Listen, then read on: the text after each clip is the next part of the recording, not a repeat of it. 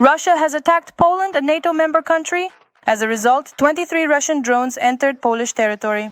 It is also known that the country's president, Karol Nawrocki, has decided to convene a meeting of the National Security Council within 48 hours.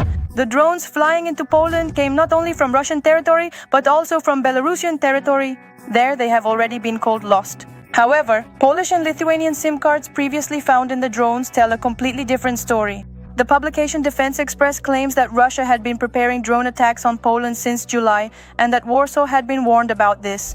This kind of element of military political pressure is meant, first and foremost, to signal to the United States and consequently to the NATO bloc that the scenario of not implementing the so-called Suwałki corridor, that is, a possible invasion of Poland and the Baltic states from the territory of the Republic of Belarus to create a land corridor connecting Belarus with the Kaliningrad region, is possible in exchange for political and military pressure on the leadership of Ukraine to force territorial concessions. At 9 o'clock in the morning, the Poles convened a government meeting. The country's Prime Minister, Donald Tusk, stated that there is no reason to panic. NATO reported that they are maintaining close contact with the Polish leadership. But the ones who are truly obsessively worried about their own country are the Russians. And using this as a cover, the Russian rulers continue to attack other countries. This time, they are threatening Finland, the newly minted NATO member. The head of the Russian Defense Committee stated that Finland is becoming a hotbed of fascism even faster than Ukraine, and warns Helsinki of a possible conflict with Russia. The Russian Federation is deploying military facilities directly near the borders with Finland. This concerns the construction of a military base in Petrozavodsk and Kandalaksha.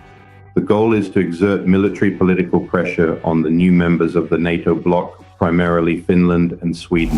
The Institute for the Study of War notes that the chairman of Russia's Security Council, Dmitry Medvedev, threatened Finland using rhetoric that the Kremlin had previously used to justify the invasion of Ukraine. He stated that confrontation with Russia could lead to the permanent collapse of Finnish statehood.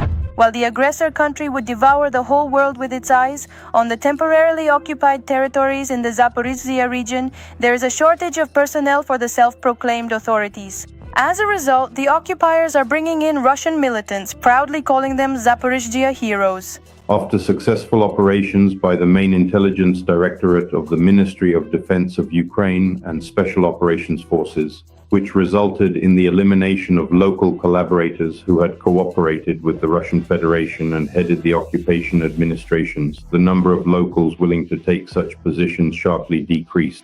Therefore, the Russian Federation faced a significant dilemma. There were practically no local residents willing to lead or work effectively within the administrations of the occupied territories. This is why the issue of a personnel shortage has become so acute. That is precisely why the Russian Federation is forced to bring in Russian citizens not only to the occupied territories of Zaporizhzhia, but also to those of Luhansk, Donetsk, and even Kherson. Russians are having just as hard a time with the further seizure of Ukrainian territories as they are with governing them. Experts from the Institute for the Study of War note that the Russian army is trying to advance in the Kharkiv region in the Lyman and Siversk directions, near Dobropilya and Pokrovsk, but their efforts are in vain. Near Pokrovsk, the occupiers are amassing infantry, but these efforts are also unsuccessful. Every voice matters. Join our community, support independent journalism and help us bring you the truth from Ukraine. Become a member of Ukraine Today. Join us now. Russian drones violated Polish airspace during a nighttime attack on Ukraine. According to various reports, up to 23 drones entered the territory. To shoot down the drones, aircraft from the Polish Air Force and other NATO countries were scrambled. 19 violations of our airspace have been precisely recorded and localized, but these are not yet the final figures. For the first time, these are not drones from Ukraine, not a mistake or a result of disorientation, not a minor provocation that can be minimized. These drones entered from the territory of Belarus. NATO commented that they do not consider the drone incursion into Polish territory to be an attack on the alliance. However, the Polish authorities have invoked NATO Article 4, which provides for consultations. During the night, numerous drones violated Polish airspace and were met by Polish and NATO air defense systems. The Secretary General is maintaining contact with the Polish leadership, and NATO is holding close consultations with Poland. The Poles are unsure whether Article 5 will be triggered, whether in principle the collective defense mechanisms enshrined in the NATO Charter will actually work. NATO, let me remind you, yes, it is a deterrent military bloc, but it has never actually been attacked by, well, external forces.